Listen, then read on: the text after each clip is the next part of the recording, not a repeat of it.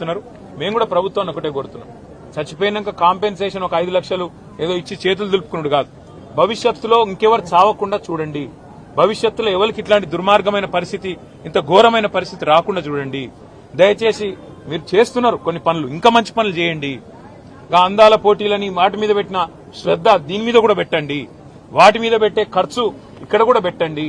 ఇక్కడనే కాదు, ఒక ఓల్డ్ సిటీ అనే కాదు, హైదరాబాద్ అనే కాదు, రాష్ట్రంలో ఏ మారుమూల పల్లె గాని పట్టణంలో గాని యాక్సిడెంట్ అయ్యింది అంటే వెంటనే ప్రాణాలు కాపాడుతందుకు కావాల్సిన సరుకు సరంజామా, మనుషులు, ట్రైనింగ్ ఇవన్నీ ఉండాలి. అవన్నీ ఉండకపోతే ఉత్తగానే వచ్చినాం పోయినామంటే కరెక్ట్ కాదు. ముఖ్యమంత్రి గారు కూడా వచ్చేది ఉండే, కనీసం వచ్చి చూస్తే, ఎందుకంటే ఆయననే హోంమంత్రి, ఇంకొకరు ఎవరు లేరు. మరి ఆయన కిందికే ఫైర్ డిపార్ట్మెంట్ వస్తుంది, ఆయన కిందికే హోంశాఖ వస్తుంది. ఆయన వస్తే అధికారులు కూడా అప్రమత్తంగా ఉంటారు, అధికారులు కూడా చేస్తారు. వాళ్ళు తనలాడేది వాళ్ళు తనలాడుతున్నారు, పోలీసు వాళ్ళు, మున్సిపల్ అధికారులు వాళ్ళు పాపం చేసే కాడికి చేస్తున్నారు. కానీ పైన పైసలు ఇవ్వాలి,